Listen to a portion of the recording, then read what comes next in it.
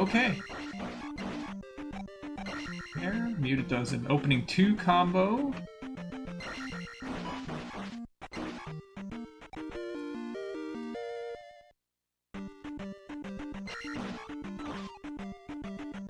He's not there. No P-Bag for Muta. He's doing a stab there. Is this part of a strat?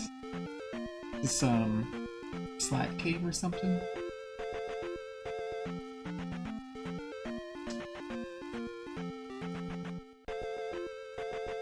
Muta could still be on a double bubble pattern. It looks like a 51 in the parlance of double bubble patterns. It's definitely not how you slack bag.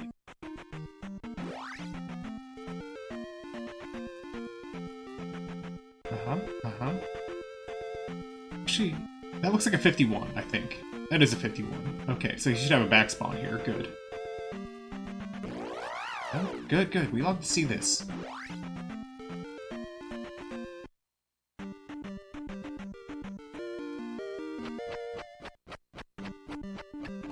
Skipping. Let's see. I wonder if Muta's gonna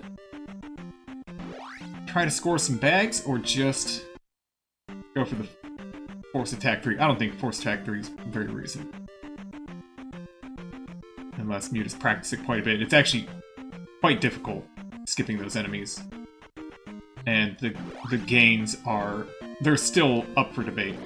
Oh, that was a fast move for Muta's spawns. So Epi's gonna go ahead and kill that first and get the heart for safety. That way he will enter Palace 1 with full health.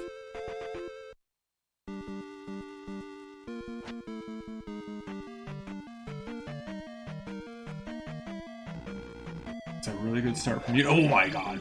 Epi just toe pick catch.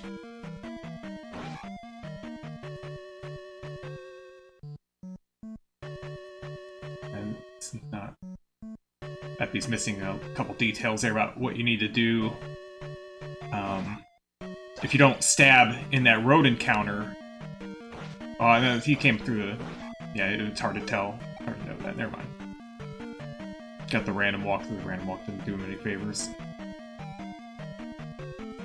One sec. Good.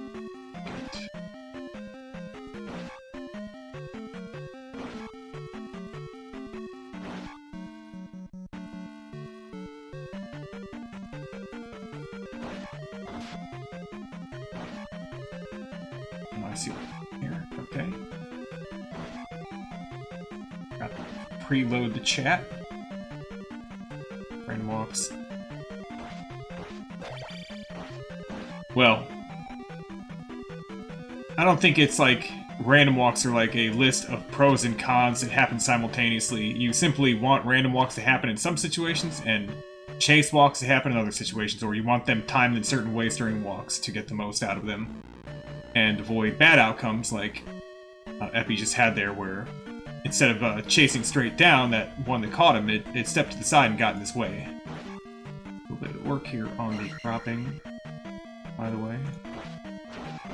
Gotta get a little bit evened out.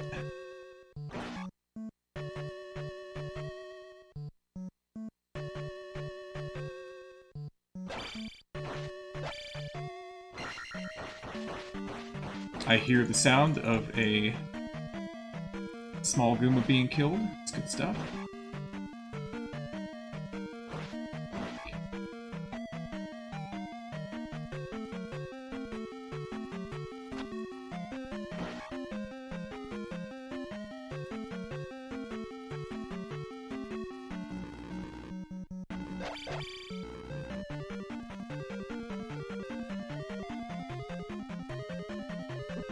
Muta has done the bonk. The head bonk strat. What's over here at the top?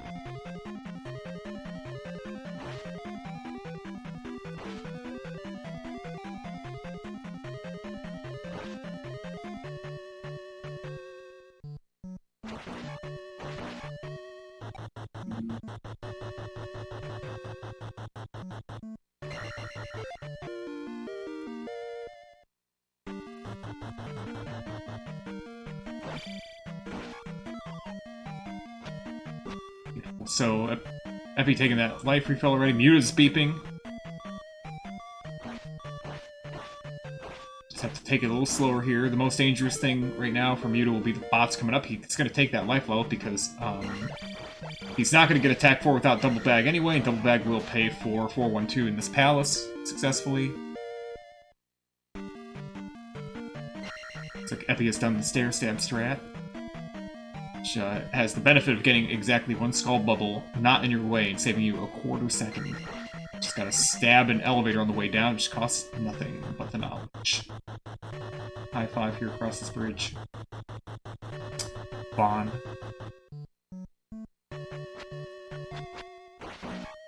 Good luck.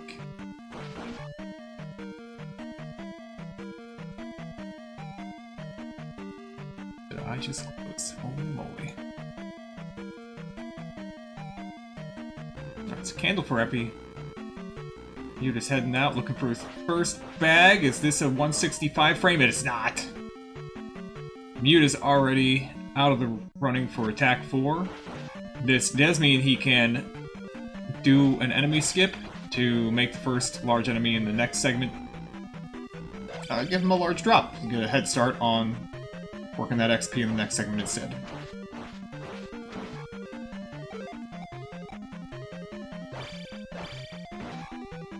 You could skip any enemy. You could, like, skip one of these Stalfos. You can skip Stalfos upstairs, but you just jump over him. Most people like to skip this simply because it's faster, but it's also more difficult, and now he's gonna kill it because he didn't make it through, and he's not gonna risk dying over it. Muta can do a bunch of neutral jumps and slowly push this thing back, but he's not gonna try for that either.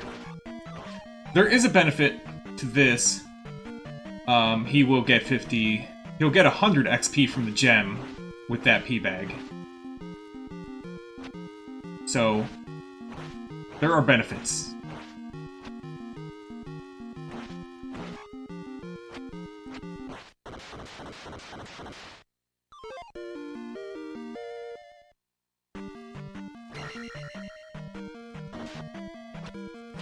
He got into, got a little bit early on a stab there and then got out of rhythm. Oh, but Epi's gonna get attack 4.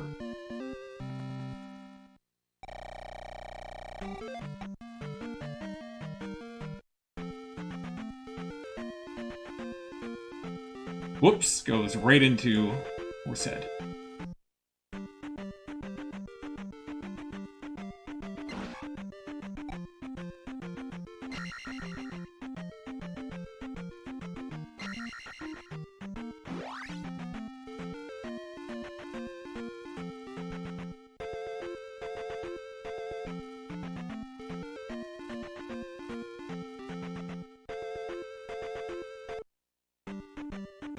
Alright, so it's a new segment for Muta.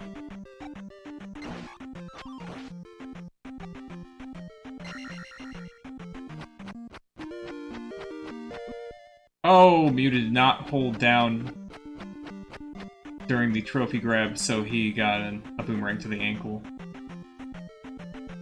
He doesn't have life 2 to take, he's already done that. So, options here are to get a health refill in town or continue on without beams, which could cost him more time. It's not too bad, it's a fairly close race. You're just going to take the life refill.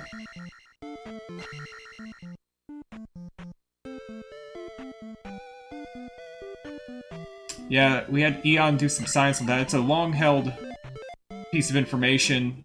Ooh, gosh. That if you hold down when picking up an item, you will block low. But you see that boomerang hit the ankle and was blocked. Now, it doesn't matter if you hold left or right. When oh no, it's not when you jump. Whether you hold down left or down right doesn't matter. The shield actually blocks in the same direction when you're doing a pickup, no matter what. But you can see that it doesn't matter, and there's an entire music video by CF207 about that the shield deflects from either side, starring Just a Man 114, and all the wacky tinks that he had back in 2018.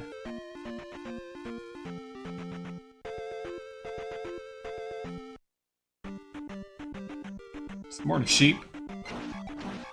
Alright, Muta's in Octorok. I like those 4 kills. Very stylish. Very smooth. Oh, a 50 bag. He's gonna go back for the 50 bag. It's not time effective to go back for that 50 bag. The only way that it is effective is if somehow you got so shafted on your large drops in this segment that you made it all the way through Palace 2 without getting enough XP to finish with Attack 6 out of Palace 2. The reason we say that is because most of those kills in Palace 2, and even Death Mountain, they take like a half a second to get 50 XP from. There's a lot of 50 XP kills. Some are 30, some are 70. But,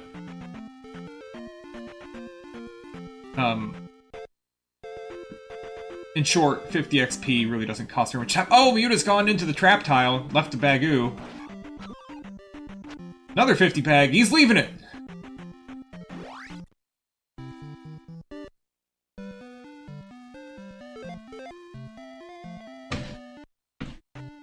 Yeah. Like, just think about, like, fighting an orange Iron Knuckle in Palace 2, which are probably the easiest thing to skip. And they're worth 50 XP. If you're on attack 4, they take 3 hits, so it's going to push you back on 2 hits out of 3. The first 2 hits. And those pushbacks cost roughly a quarter second. So, that 50 XP, I mean, versus skipping it, taking it versus skipping it, is a half-second difference. And turning around like that to walk back a few steps, stab a bag, and then walk forward is well over a second. Might even take you 2. These are small numbers, but for me, it's a reason not to beat yourself up for not picking up the 50 bag, like not seeing it. Oops, I didn't see that 50 bag, I left it behind, I should have gone back for it. No, you should not have. Leaving it behind is usually the correct move.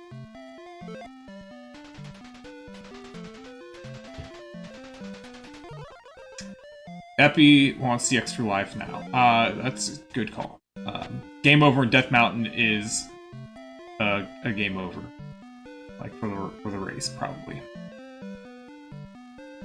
Terrible place to have a game over.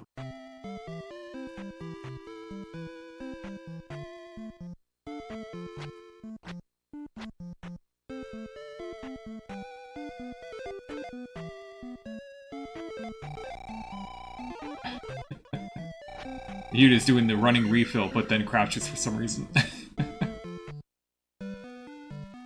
Controllers are hard, man. We shouldn't underestimate that. Do you remember, like, the first time you tried to use a Nintendo controller? Like, you know, I mean, just think about now if you had to use something, you know, piece of manual item for the first time, and it had, you know, several buttons, and you're like, which ones do what? Yeah, right, dude. Get a new TV remote, right? The TV doesn't have, like, monsters running at you. It's just a TV. Goes on and off. You turn up and down the volume. It's not an emergency. A Goomba's not walking at you slowly.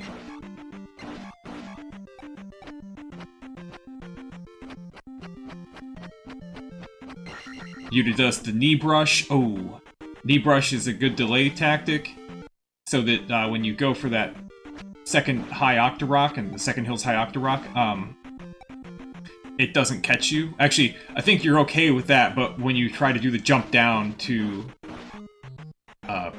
hose the Octoroks on the decline, you try to get over them, but one will jump up if you don't delay somewhere. It'll jump up and catch you, and you'll always be hit. You gotta delay slightly on that cave. But an E-brush only costs you about a quarter second. A rough number, quarter second. But it's enough. Alright, the bots are getting all up in his business, but it's okay, he's got it. Nice and safe kill, doesn't get hit, which is good, those guys hurt. Next cave, got the Blue Gorilla. Epi's about to enter Death Mountain.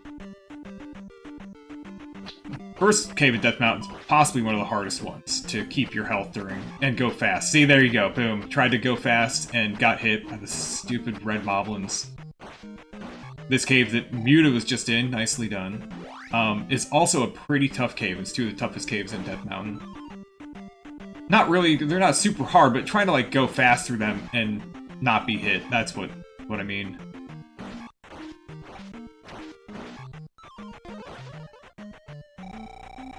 Epi has the same problem. It's a tough jump to clear that whole thing and not be hit. Good cave. Oh, Epi, I was about to say Epi was about to have a smooth bat cave here. It's another tough one. We have strats for it though, and they involve beams.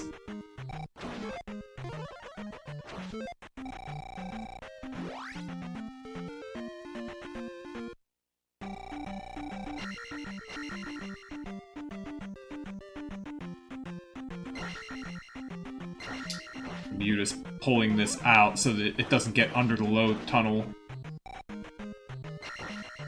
And then refills the beams. The beams are very helpful here. Good fight for Epi. Epi's gonna take life 3 now. He can afford that.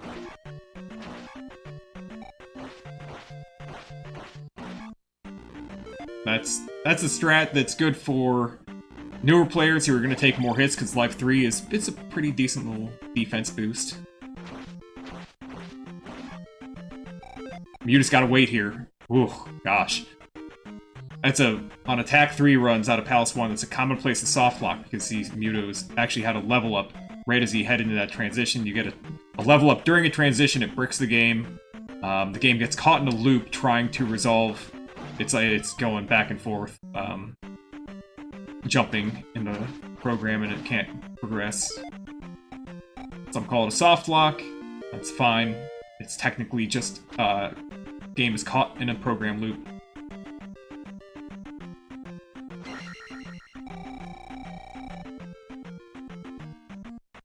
Softlock is typically reserved for actually when you have put the game into an unwinnable state.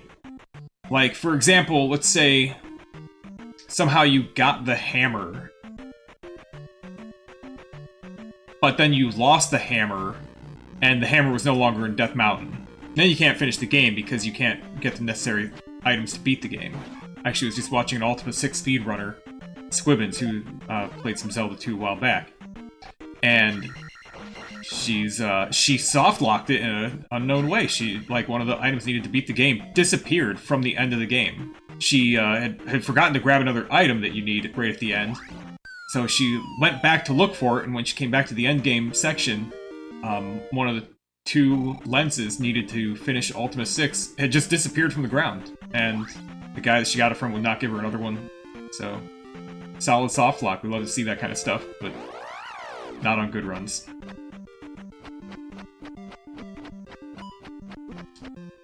Yeah, I mean, if the game gets stuck, I don't know what happens with the fairy thing. I think it's because Link needs to be on the ground.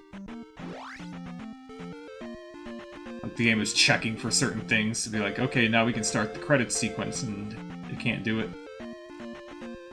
However, because Dark Link was beaten, I think, in a race where it's like, whatever.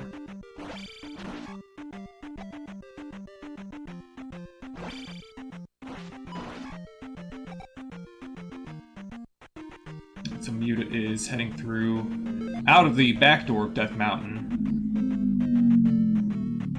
Let's have this cave. This bridge screen. Okay, okay. So Muta has used life to stay alive. However, oh, I'm gonna go for the 1-up. Now Muta is short 2 bars to be able to cast Jump, and so that's gonna need a refill, and that's gonna cost 15 seconds down the road, unless he can scare up 2 blue jars. Oh, he does the trick, but I think he just moved a little too soon. That's a little manip put together last year, 2 years ago, to get the 1-up, and then have the random walk set up correctly so that you could safely get a boulder dash, but I think you still, that's a tricky set of movement. You have to bait the enemies in before moving a certain direction, because the enemies are on a little chase grid, and if Link's in a certain position relative to them, that's how they decide which way to go. So by moving too soon, it changed the relative position and made them want to chase to the right instead of chase down behind him. So by going right, it jumped up above the path that Muta wanted to take.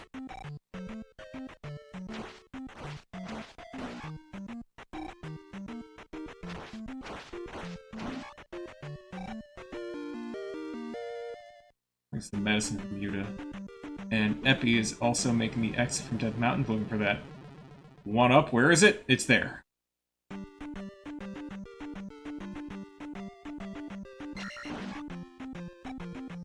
Alright, does Epi know the 6th step? I think it's the 6th step, if I remember correctly. Nah, he's going for it. Interesting. He's just dodging, man. That's fine. Does he know the cat's tile? Because, frankly, that's good enough, right? Doesn't know the cat's tile. Okay. Well, he's kind of just gambling here. Interesting. He actually isn't... He might make it. He's gonna get spawned right here, but he outran it. Wow.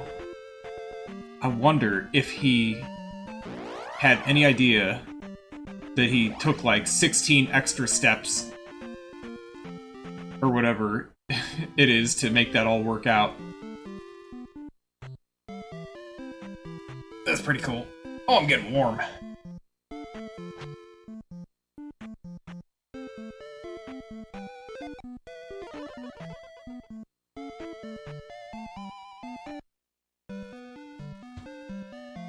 He even went down like one more toward the bridge, the Saria bridge, and then got the double spawn down there, so that was wild.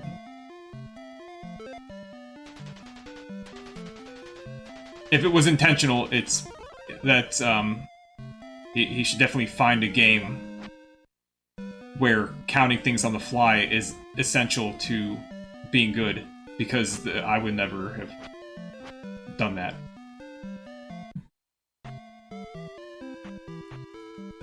Get out there and do like Palamidi speedruns or something.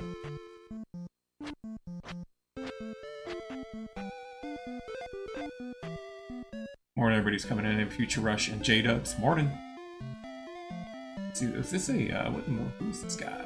The Bagoo. Nice cheese Bagoo. The yellow shirt.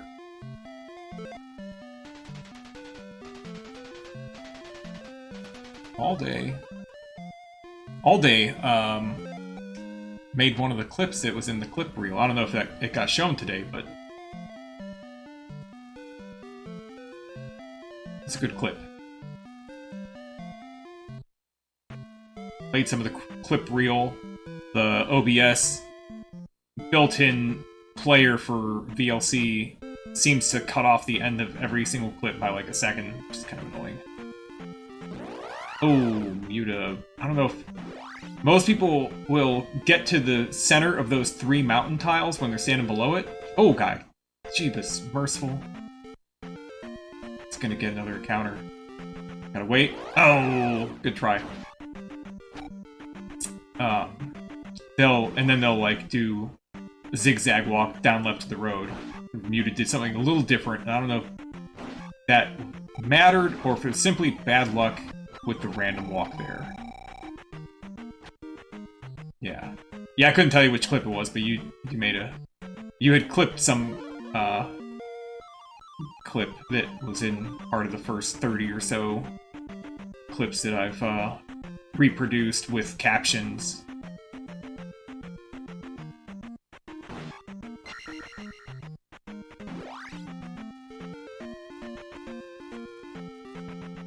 Okay, Muta's got a double back. Oh, Fairy, what the fuck? Muta was about to have a sick walk, and it's not, I mean, it's still, look, it's still good. It's just a little slimy. Oh, keep going, dude. He might make it. That might have been the best thing that could happen. Wow. So you got a half encounter walk all the way to P2. You can't ask for much better than that. You have to get very lucky to get no encounter.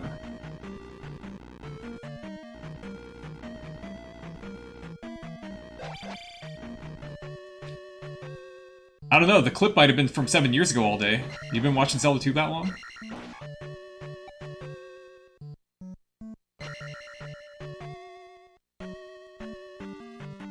A lot of the clips that I've produced were from, like, the late 2010s. Yeah. Yeah, so it's probably a very old clip. Not too many of the clips that I've worked on so far were from this decade. Which is great, it just... Zelda 2 is a treasure trove of great personalities and silly happenstances.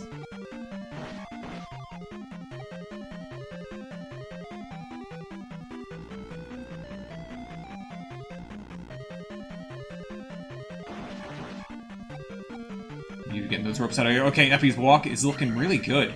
Oh my god! Crazy step up in the same direction. I don't think you could have known that it was going to chase that way. It wasn't really... I don't even know if it was in chase mode, but he gets there, and it's awesome. Let's check up on XP. Muta looks like he's in pretty good shape for XP, and Epi's obviously in great shape. Epi needs to get to 200 out of 400 after taking attack 5. So he's only 700 off.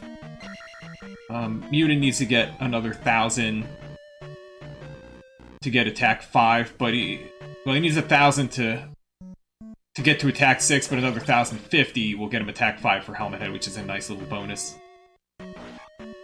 Otherwise, he probably won't take any level ups here. It's a bit of an uphill climb to do that. Palace 3 is kind of loaded with experience that really can be acquired a little bit more efficiently than killing extra stuff in Palace 2. Instant Fairy after getting the key from Muta, no Lava Dunks for him. Muta's leaving. Not Muta, Epi's leaving the... Oh no! Epi. Unnecessary. It's gotta go right under that bubble, but it can be easy if you're not super experienced with the game to like mix up that screen with one in Palace 1, where in Palace 1 you do want to jump over the bubble. In this one you just go right under it, and then you can down stab, like do a tight down stab over the rope. It's not a particularly hard one, but okay, and he's gonna skip, he's skipping. He doesn't care about this XP very much, and he shouldn't.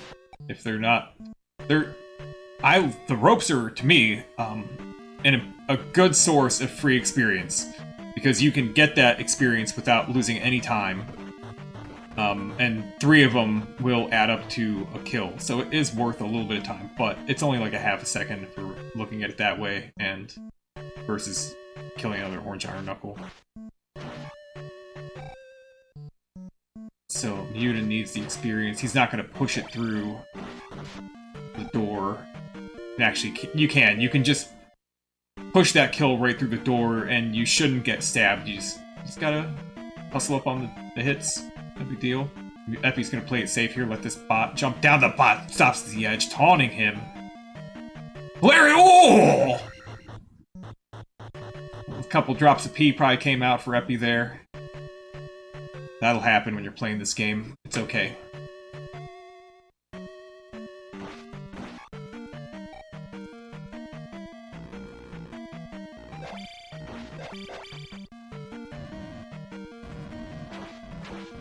I know, rope gives jar... Believe me, that is like the jar drop I worry about most in Palace 2. Am I gonna put a jar on a rope? You probably shouldn't be the one I think about the most, but I do. I watch the drops coming out from the double Chewy Room key and coming down the 5-bot slide. And I'm like, okay, kill them in this order. Do or don't kill a bot. Oh, my back. Alright, so, love room for Epi. Gonna go ahead and load up this XP here, he's almost there. See, by delaying, now, when you delay there, he's definitely not gonna want to ferry that glove, considering, won't be able to pick up the P-bag. Another reason is that he's probably looking to save his magic for a life cast, so that he doesn't die. Muta has just come through. Yeah, that's actually pretty handy. His XP is quite low. He's safe. Actually, he's in a funny spot. He's like 2 bots short of the next 50 mark. And there's only 1 bot left in this palace. So he's effectively at 1600 XP right now, not 1646. Here's the life cast. He's gonna have to kill everything and get the P-bag up ahead. Oh, nice wall stabs from Epi, that was sick. Good move. Oh no, oh yeah, it's Epi. Epi can skip, never mind. Look at the wrong screen.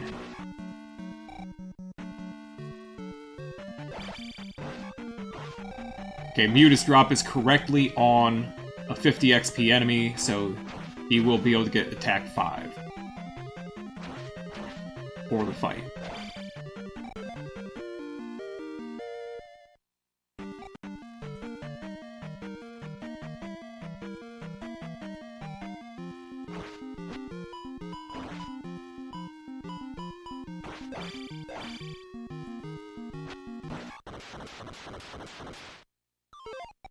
So if Muta does no pauses here at the gem, I think he's going to be pretty close to setting up a random walk for the first spawn in the swamp.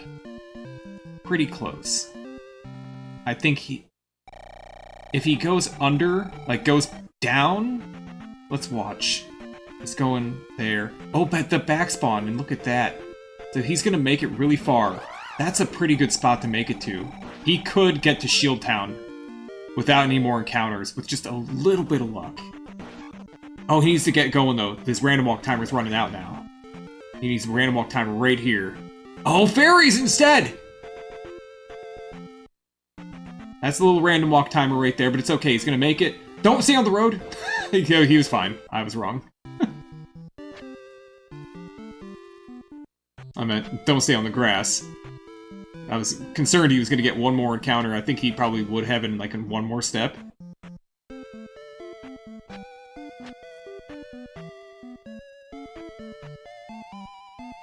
EpY's got a real clean helmet head fight here. No hits taken.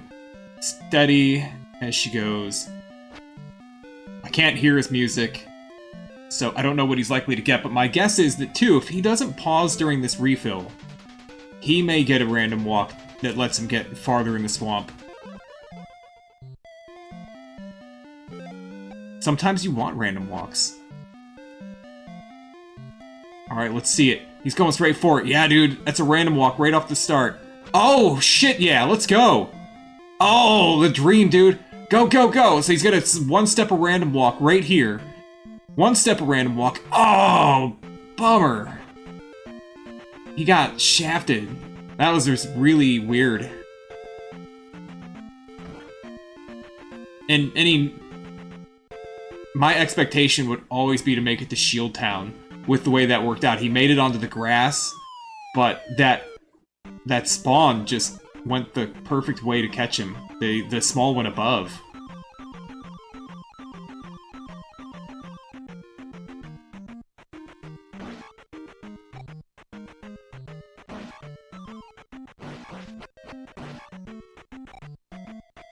All right, next segment we got Palace 3. You just start in the down right corner of the island. That way when he gets to the turn toward the palace, the enemy's random walk. It makes it a lot easier to get in.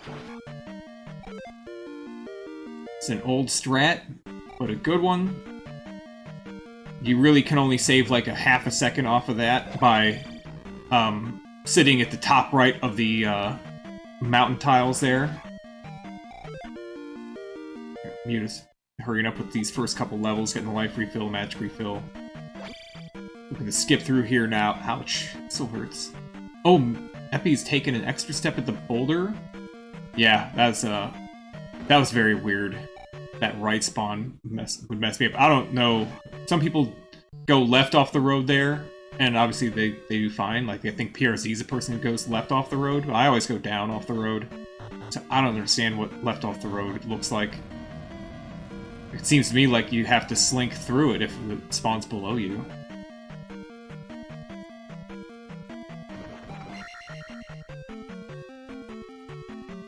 Classic dig for Muta.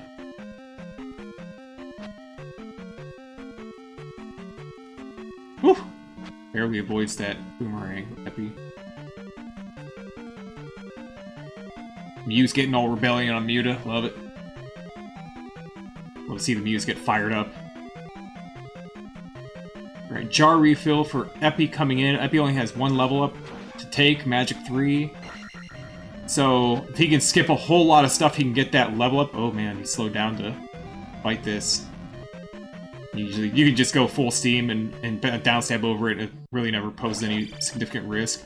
Yeah, it looks like EpY might... Maybe EpY's like a 6 or a 7-3-4 guy here. I don't know. Alright, Danger Room. Scariest rooms in the game. Muta has skipped the key, it doesn't matter. He's waiting for that level up. You don't want to look at that. You don't want to get that. I mean, it's common to get that level up jumping over the pit toward the bot. It's one of the most dangerous things you can do.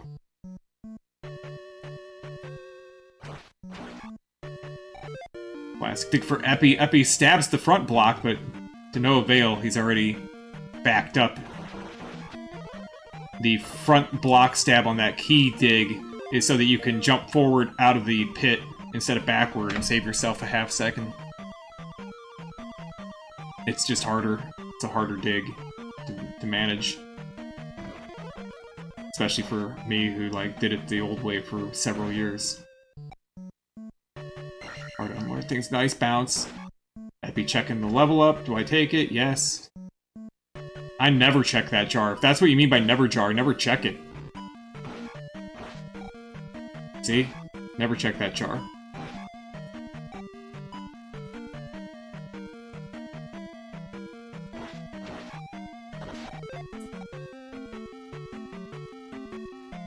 Danger room for Epi.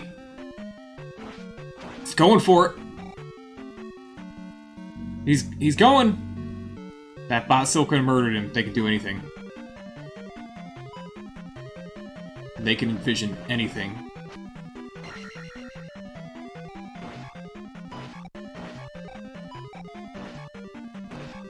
They're like the Mage Ubel from the show Freerun, the anime. You know, doesn't follow the rules. They'll kill you at any time.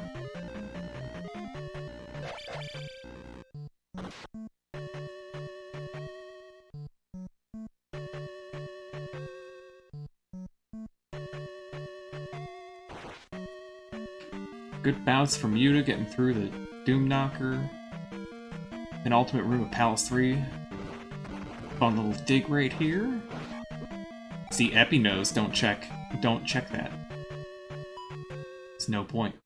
Will this be quarter strats from Yuta with no magic and little over half life? Yep, sure will.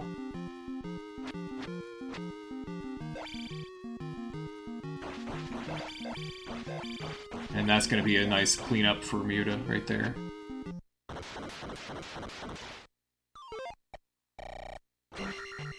It's got the Minecraft room dig, nice and clean. Oh, block, Tink! Good Tink.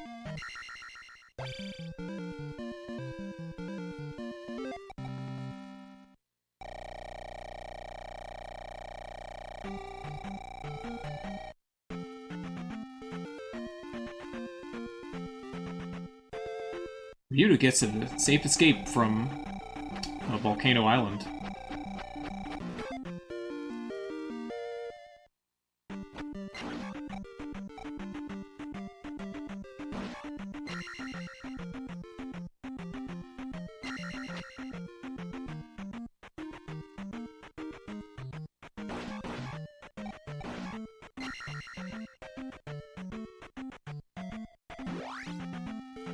Alright. It's time for the Rebo fight. Epi is not on the safe tile. It's actually one block to the right of it, so it's not going to go all the way to the corner. Oops. It's okay. It's got this. Shield on, and he's got the rhythm. He's stabbing. Muta has fairies. He gets down in time to put that 16-step spawn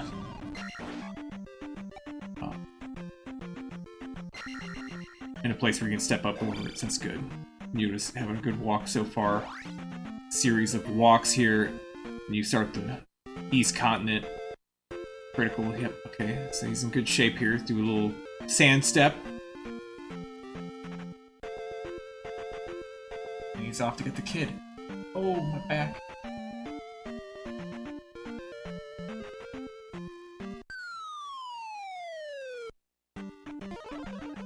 Muta going straight in for the fairy.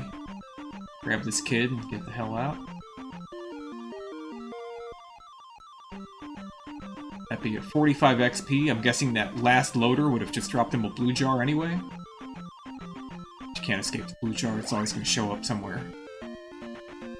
To the road with no encounters. Sweet. Epi gets a reset on the spawn timer, so you always see a spawn. Second step off the raft there, and it's a random walk, and it gives him a nice safe passage. It's just an easy walk there. Okay, Muta's in the dazzle. What was that? Like one of the spawns are missing already? How's that?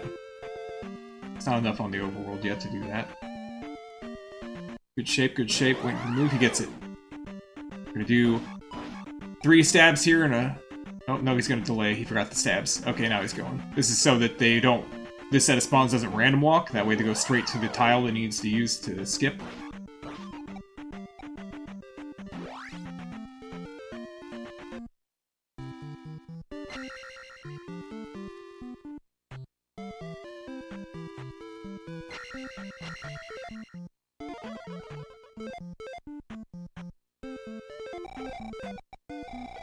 Alright. He's gonna Fairy Claws into the chimney.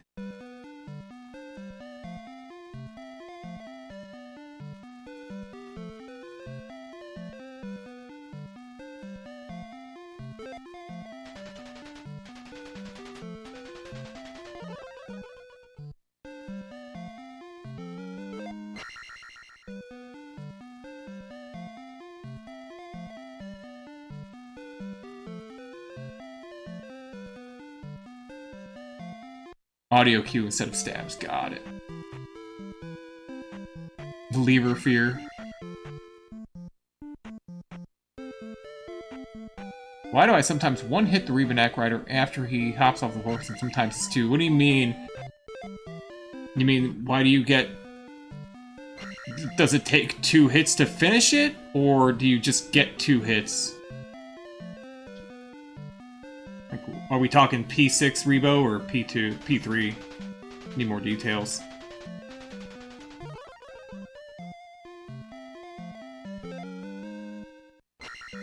Alright, Reflect Get for Muta and resets the fairy spell at the same time. Epi wants a magic refill here. He's going to have it rolling into the next screen so he can go straight into the Fairy Claws. Nice move. And he's going to roll a life refill as well. And 3 Rock Palace. So your attack 8, when you fight that one, it takes 2 hits to dismount and another 2 hits to kill the Iron Knuckle guy.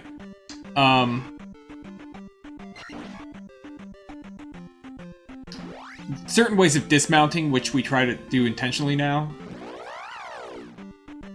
can cause extra hits. So like we do the falling stab dismount hit, and it automatically damages the Rebo Rider because he's just vulnerable at that moment, and you get it into his hitbox. Oh, Muta. A little extra step from Muta. It's not really a big deal. He's gonna have to stop here. Nope.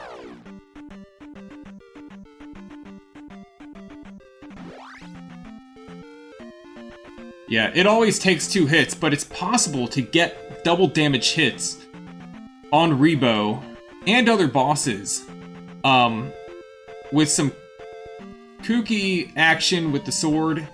Like, if you make damaging contact, if you hit the Rebo with your sword, and then it's cancelled, the attack is cancelled in the same frame, say by like hitting the ground, is my theory, is that it'll cause double damage. I have some clips of that happening. Maybe I have clips or recordings of it, but it was something I worked on, I looked into last year. Yeah. And same with, like, Guma. By, like, getting deep in his hitbox and just letting off of the down stab in a certain way, you can get double damage hits. It just hits twice.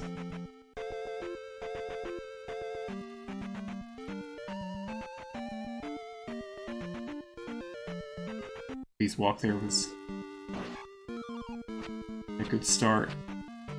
He's just going. Okay, got fairies. Okay, cool. He's needing to make one stop here at the forest. Actually, it looked like he could have stepped onto the sand. Give himself some more space. He's going the wrong way. Which way do you go? Go around the one of the longest paths, but becomes the shortest.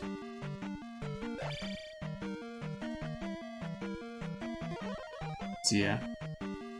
That's the answer. The answer is that you're actually just doing two damaging hits so close together that you're not seeing that it's happening that way, but it is. And the exact reason is not known, but it's known that it happens.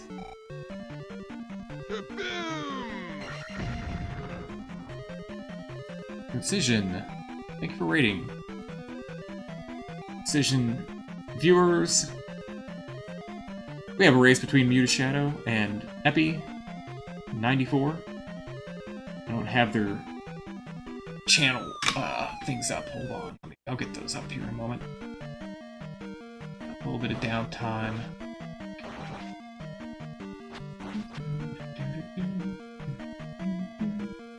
Where is Thingy? That's weird. Oh, I know what happened.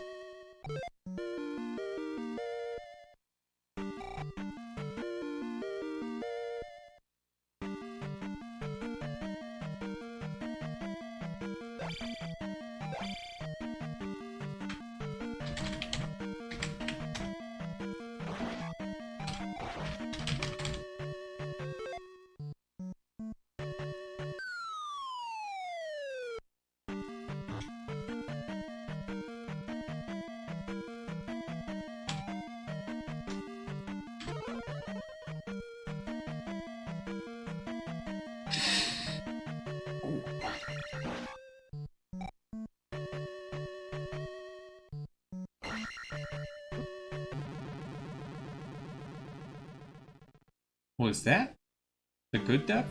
Yeah, okay. Eppy's doing candle jumps, conserving the jump magic, which I'm not sure what his reasons are for doing so. I only say that because Eppy's not it's not a veteran runner. And I guess he is trying to set nice triple camp to jump though. I guess he is just trying to save his magic and save some death abuses in here, knowing that he's gonna want those lives down the road. So good move. I appreciate the effort. I was surprised. I'm surprised he didn't just jump and try to get jars. But good moves. Okay.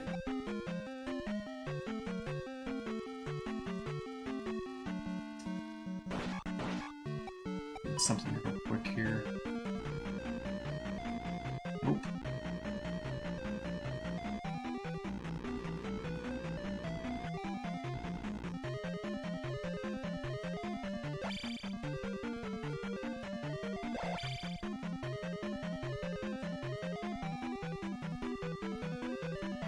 I gotta get a font check here.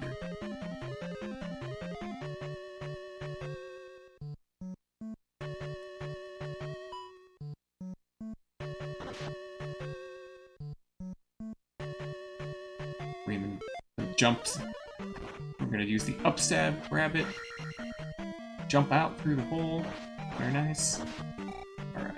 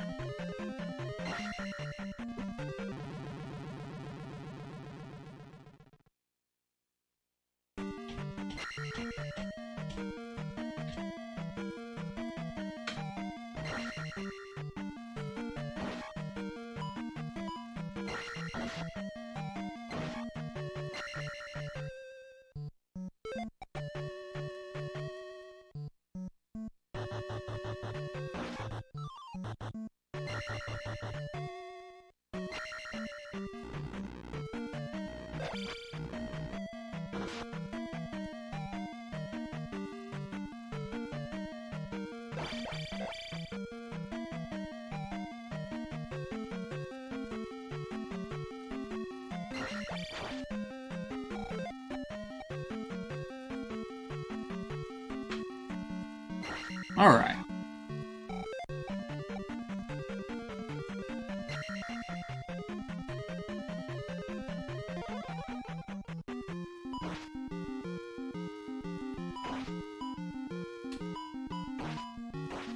Mewda's got what looks like a very good pattern here. Just needs one more hit to close it out. Yeah, that's a nice one.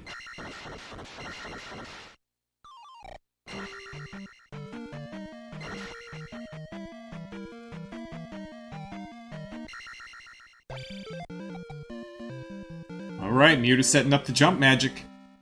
And ready to try the eco key.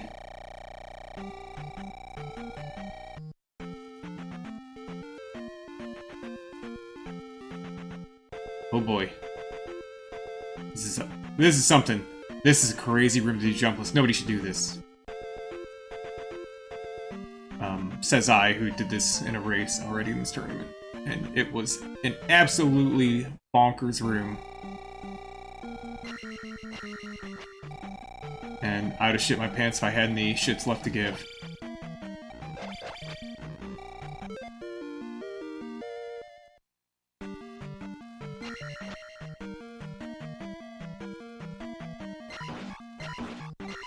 Oh, the spookiness. Oh, it's so crazy. Letting them all shoot rocks and then blocking them. 2 stabs. Oh, just barely misses it.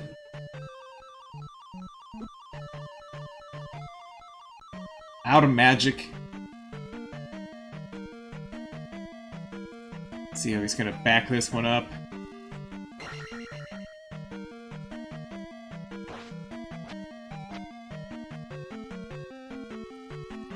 Whoops!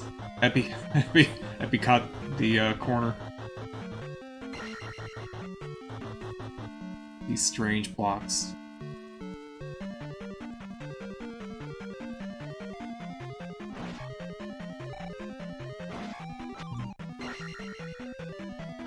Good stab. Stab beam really drives it home. Alright. Not too bad so far. Still 2 hits to go. There we go. That's not too bad. Mewda's looking for a level up here. So he needs to show up and get close. There we go. Get that level up refill. Does stab beam do anything? No, it doesn't. It does. What it does is it stops Link from moving forward. That way you don't, like... I don't know, maybe you got a problem where you slide into him or something. The stab beam will stop you. The people who do manipulation, Karok, will do the stab stop so that they control their position and their timing better. But besides that, doesn't do anything.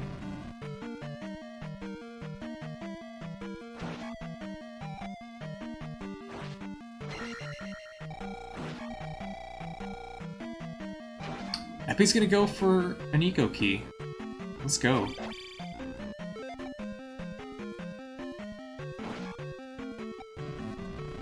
Whew. Mewda almost got his britches burned.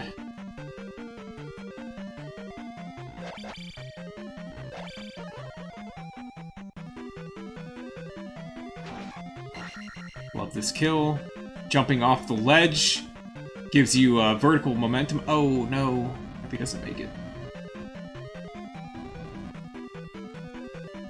You jump up on that ledge for the key and then you jump back down to get vertical momentum. It's kind of a weird thing that you might not think about, but when Link falls off a ledge, it's like he has to accelerate in a whole new direction. You think of this game as being like left and right, you know, and you don't really think about up and down being directions just like left and right, but they are. So by jumping at to the edge of the ledge, you will change directions at full speed rather than having to change directions and restart your momentum.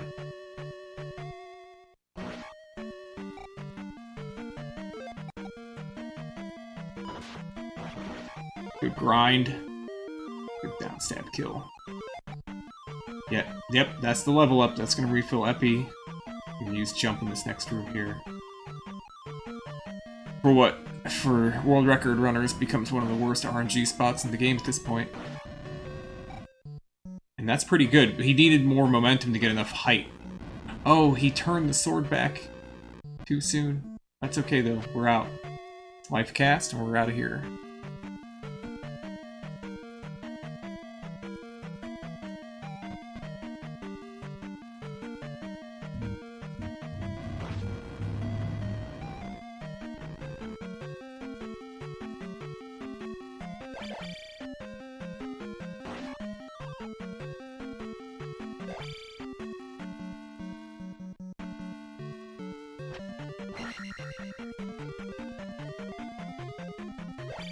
Muta loses 5 minutes by touching the ledge when getting the key, unfortunately. Stab. Jumping down. Oh, misses the jump. Good try. I saved those 10 frames, 11 frames. It's about what you save by jumping off the edge. Oh, Muta gets the jar without breaking the block. It's really swag. I think, in our minds, sometimes you can break that block. Like, if you upstab that block, I think it's possible to break the block without triggering the jar check. And so I think a lot of people assumed that if it didn't come out, it wasn't there, but it is. I mean, if you break that block and a jar doesn't pop out and you haven't taken that jar already, it's still there. You just have to stab the empty spot to get the jar. And likewise, you can stab and get the jar without breaking the block.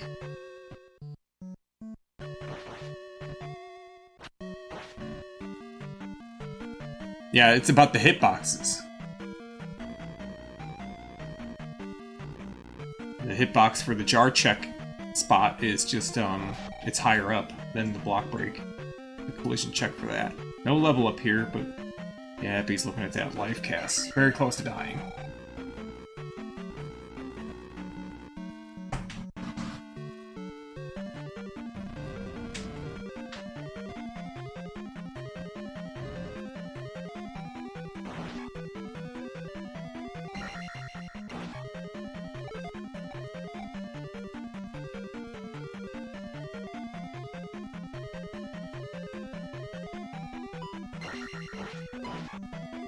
Okay.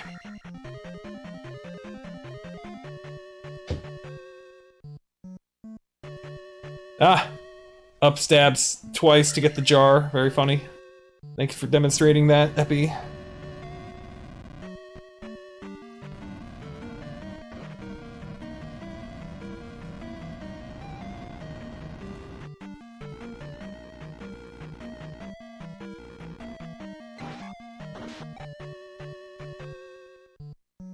Oh, Eppy still touches. He tries. He tries to bounce off the key, stab out, but he does catch the ledge. Technically, the fast thing to do is actually just get your feet on the ledge close enough that you can stab the key and then jump, cancel out of your stab and leave. All right, so we got this Goomba fight.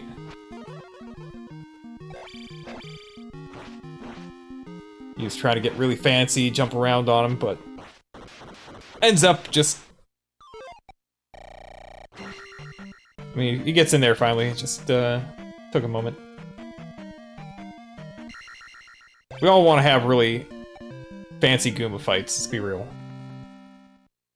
Just like running in, crouch stabbing him, and then jumping out of the way and doing that 6 times is, you know, it's not very flashy. We want to have that really fast Goomba fight. Alright, so Muta here wants to get out of this encounter before the XP finishes rolling up, and he's going to be able to make it, but just barely. Let's get a look at that XP number, 8,700. He's about half a second away from a level up. She's now going to get in town. The reason we want to get the level up in town is because the game, when it checks what fanfare to play for the level up in town... Oh gosh, watch out. Don't take the wrong levels here. It plays a different fanfare. It plays the fanfare for the spell get, which just happens to be about 0.7 seconds shorter than the normal level up fanfare that you get when you're in palaces or the overworld encounters. And once you add up, 4 of those, well, now you're talking 2.8 seconds. Something like that.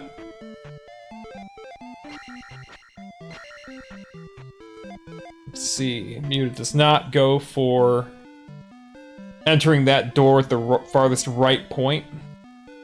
You might notice when you come out of doors. Hey, Epi. Oh gosh, Epi's up in that guy, up in the grill. He's keeps canceling the stab. Oh, it's so crazy. How do you do this? He's like, fuck it, I'm out of here. I got the key. What am I doing? Stab, stab, stab. Like, what the fuck? Stab. Stab. Oh, get that. Yeah, you want that refill. Okay, so yeah, we didn't get back to the point of Muta popped out of the firehouse door on the left half of the door. If you enter town doors on the very rightmost pixel, you will pop out on the right side instead, which in the game, in a run, you want the... Oh no, bad stabs.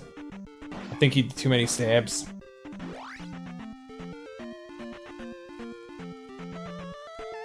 Uh-oh, random walk. This is getting bad.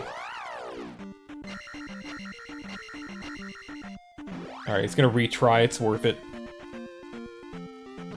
Oh no! Ugly. He's gonna try it again.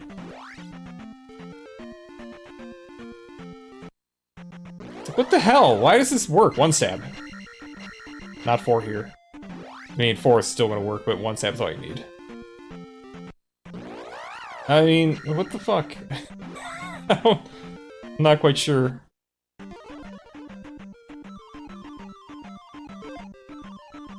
So yeah, the door, the popping on the right side of the door thing, the only practical use in the all-key speedrun is like, when you get the mirror, you go into that house and you want to come back out the other side, and with the firehouse, again, like, you want to exit to the right, but all the other houses in the game, it doesn't save you time to, like, cross to the other side of the door and try to get on the last frame. It's just counterproductive. Epi's not gonna make it out of here safely. Wow, that's close, dude. Don't keep moving. He could... Oh no, he's not that close to the wall. You can move, like, 1 more frame between each level up. And that'll mean that the fairy will move, like, 1 or 2 pixels on alternating frames. So, if you're close to the edge, do not hold left. Do not hold left. P-bag drop, well... At least Muta won't get the level up while trying to jump over the pit in Palace 6. The trav hole.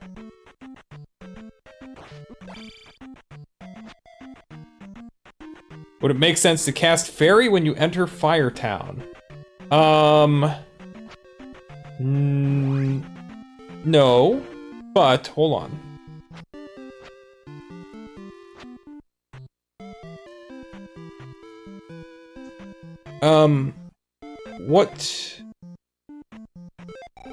What benefit are you thinking of when you say casting Fairy in Firetown? What's the benefit that you're thinking of? Meanwhile, does the overworld movement have a movement pattern, or is it constant pixels per frame?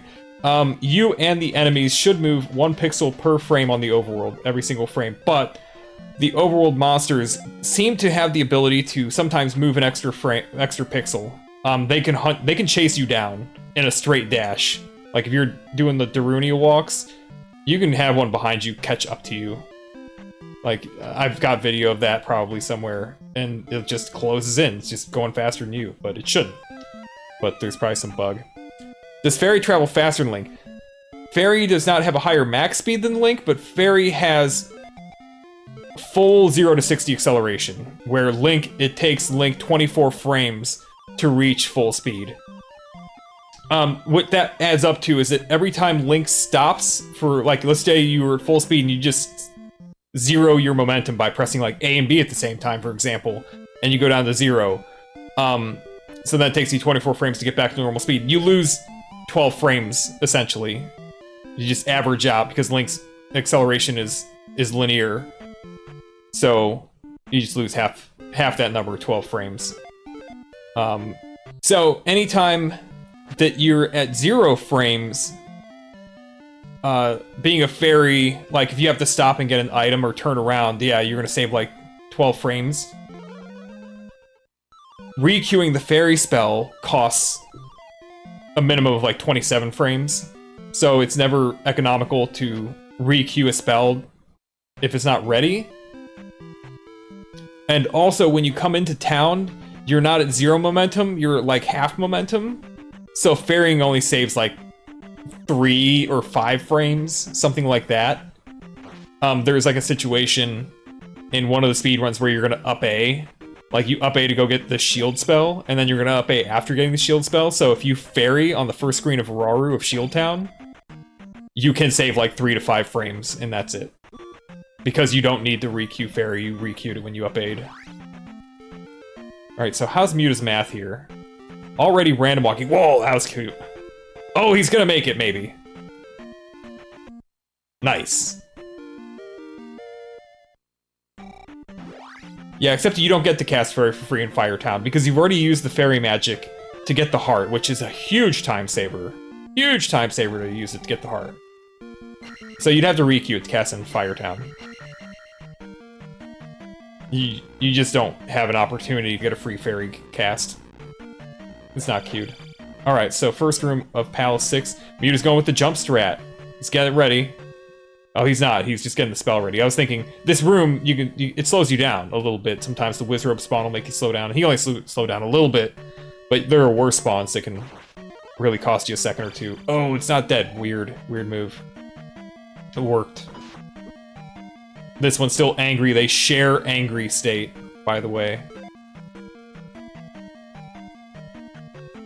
That, or it's possible that the second Iron Knuckle wasn't spawned, but it spawns into the object slot held by the previous Iron Knuckle. And also has, therefore, is gonna look up, you know, monsters have like an object slot, but they also have like an array for their object state. So like, he's got an angry state, and so it could be that that second Iron Knuckle spawns into the angry Iron Knuckles state, essentially. Using jump match to clear the hole, it's fine.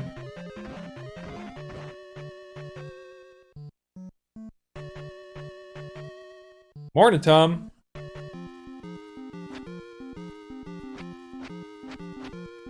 Dong jump? Sick. Okay, that's fine. Good dismount. Okay, so right there is exactly what All Day was asking about. It looks like Muta got a double damage hit for the dismount. Maybe. I don't know if I saw it the way I thought, but like, Muta came down with a falling standing stab and hosed the Iron Knuckle, and I don't know if he'd actually damaged it already or not. Normally, with a falling dismount stab, you automatically damage the Iron Knuckle, so I would have to see a replay now.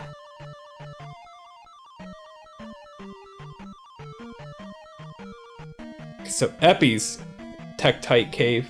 So to set up random walk the way you like it here, yeah, he's all set for lost frames already. He did a standing stab. Oh no, don't do any more standing stabs.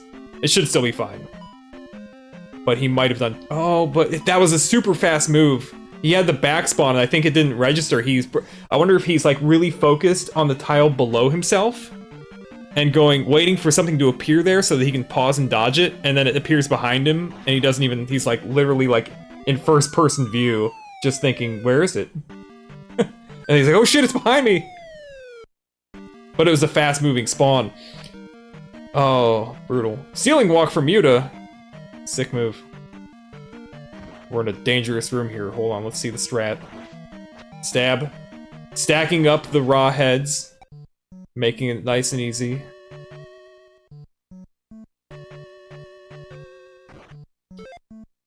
$69 frames? No, actually I think it saves like 96 frames.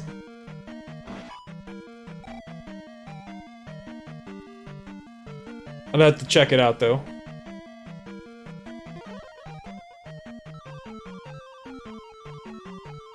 Oh, yeah, Muta did it. Muta just hit the brakes just briefly and despawned the bubble, the one that makes you slow down at the end of the room.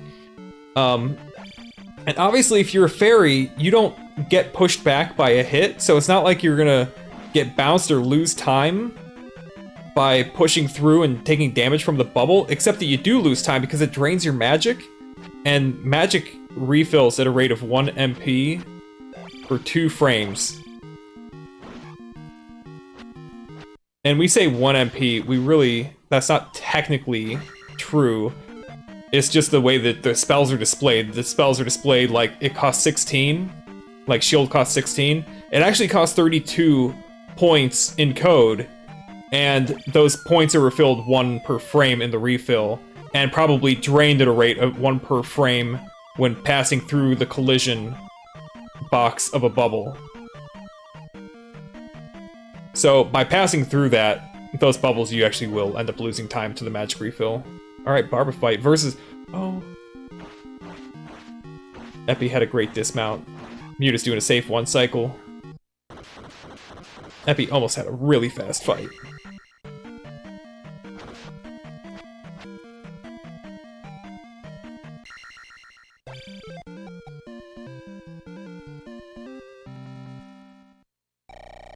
Oh, Epi missed level, Magic 7, shit. Alright. Whoops. That'll happen, though. Well...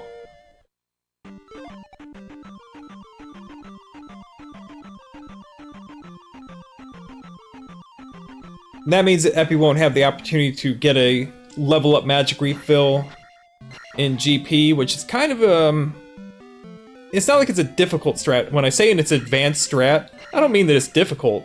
I just mean that it takes a bit of planning to make the most of, and part of having a plan work is being able to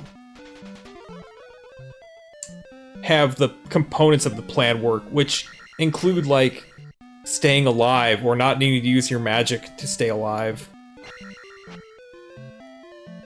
And so,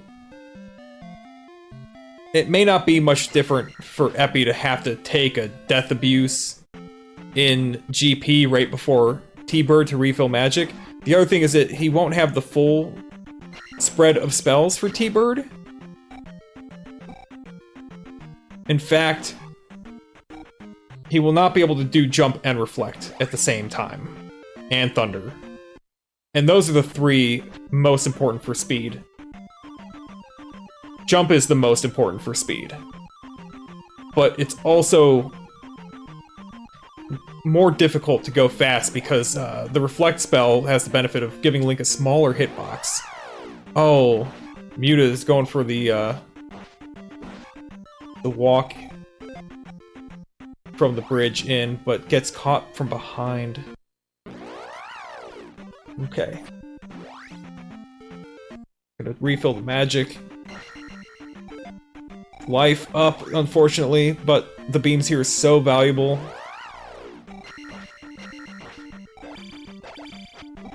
Oh, ugly.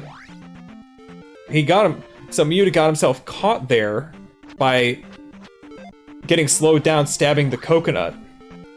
And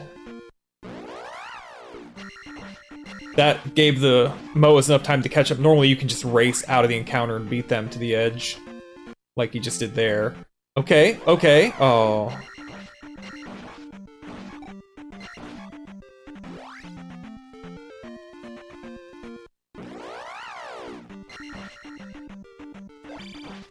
Going up to a Barba fight for Epi, but still got my eyes on Muta. Alright, let's check out Epi's fight. Ooh! Close call. You don't want to stop entering this Barba fight. If you can continuously get to the boss engagement, Barba will always spawn on the right section first. So, oh! No! Epi has this life and another. So, he's okay. Muta gets a fairly easy skip there in the last skip of VOD.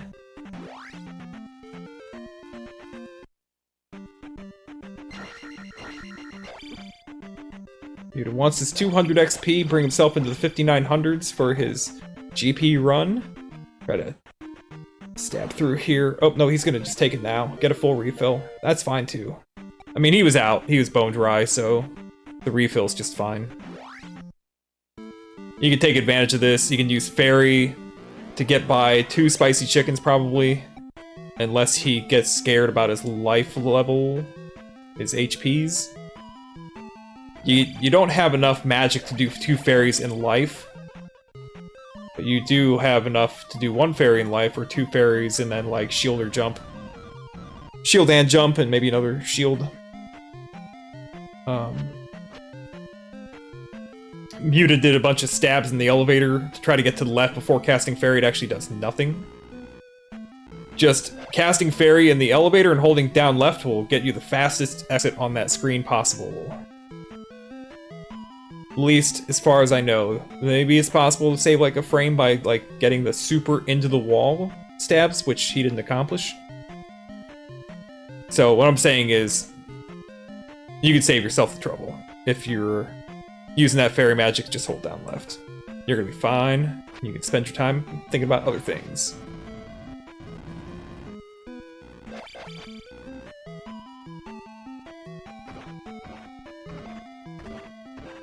Oh, I guess the double front spawn. A little bit more nerve-wracking. Yep, because of that.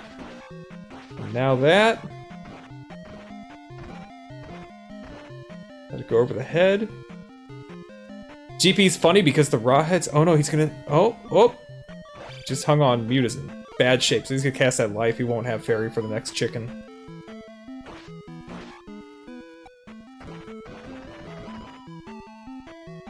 You see that Fonka coming at you into the hallway, into the tunnel there. Shield is almost just an auto cast at that point. You're probably gonna get hit. And it's a lot of damage. And the way that magic works out here, you just have a little bit of extra magic for stuff like that. It's incidentals. Incidental shield cast.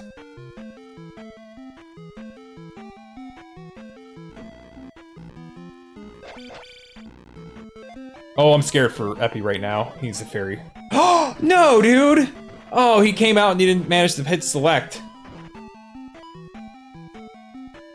Yep, switching the spell strats. Spell strats are what you... If you get into the VOD and you don't have like full life, you're not really experienced and confident in your Valley of Death. Spell is gonna get you to GP. Like, it's just gonna do it. You'll make it. Like, just spell him. He's gone back to the beam strats. I appreciate the effort. I gotta say that my approach for speedrunning for a very long time was simply every run is practice for the next run, so I did often continue to not perhaps make what the best choice was for the rest of this run.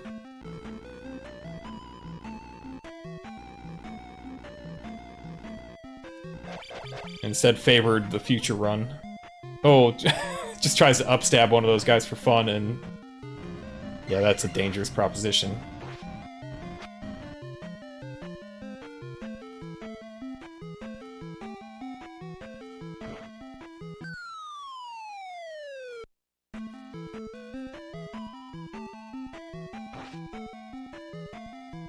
Alright, Epi gets the final skip.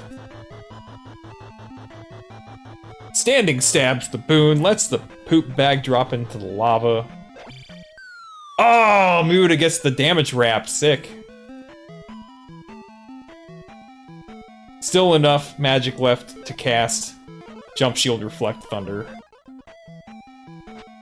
Is it? Yeah, it is.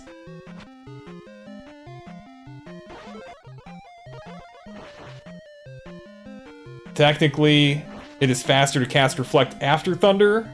I hate it. I really don't like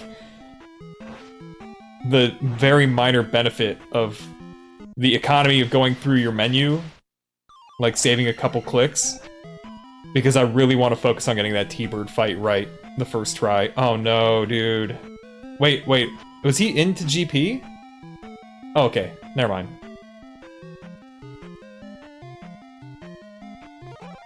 Intentional, yeah, I didn't have my eye on that right then, but intentional makes a lot of sense there.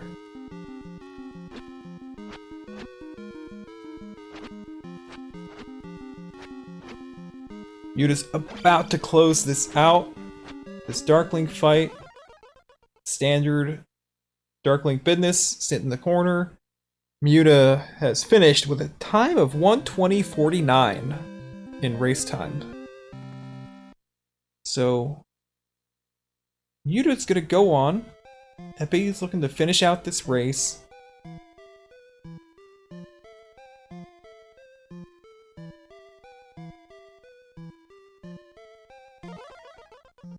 I think 1:20.49 is a pretty good time in the repechage, or how you pronounce that, bracket. The lowest average time from round robin that made it into the upper bracket, you know, top 13 or whatever it ended up being, top 12 or 13, was like a high 1:19, if I'm not mistaken.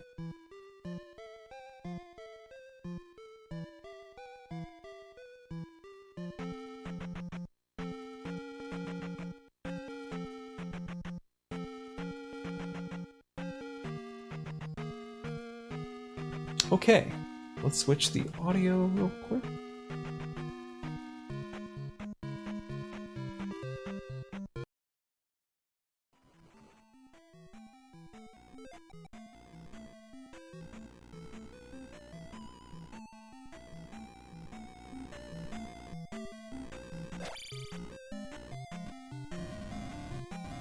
All right.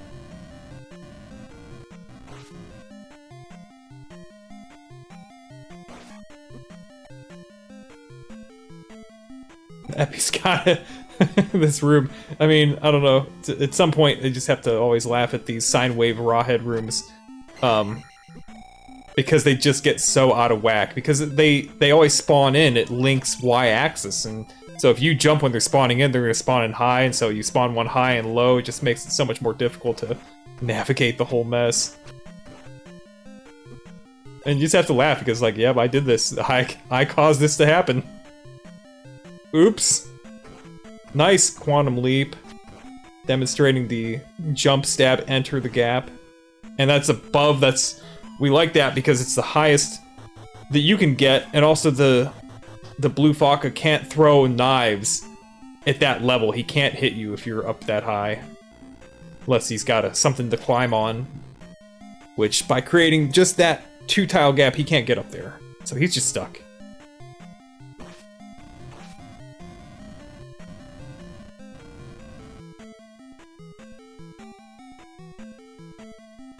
Ooh, right under. Tink, nice! Nice back of the shield, Tink. I was waiting for that big bubble to break up. Alright, EpY's casting life. The final stretch here. Let's go. Shield spell right here. Figure EpY's looking to take a lava bath right before T-Bird anyway, so just survive that long. Get to the point where you're no longer gonna take any more damage.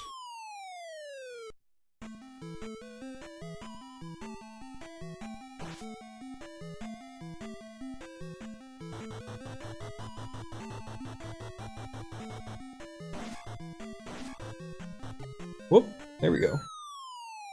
And the block doesn't break, you're like, whoa. Maybe you don't feel that slight moment of concern. Oh no, oh he forgot, he didn't lava bath, so he's gonna go look for a red jar now. Oh, he finds that guy. He is gonna die to it now, cool.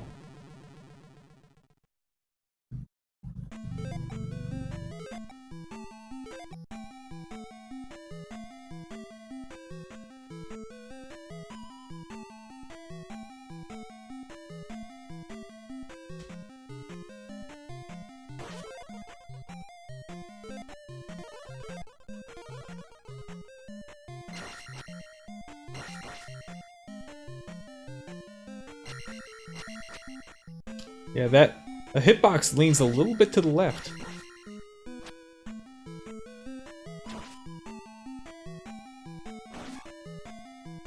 Could be pretty awkward. It's much easier to damage Thunderbird from the left side, simply because fireballs are coming out, obviously, and so the closer you get to the center of T-Bird's head, like, the The closer you are to where the fireballs come out, the more likely you are to be hit. It's a lot easier to get extra hits from the left side. It's pretty dangerous to try to get a lot of hits on the right side.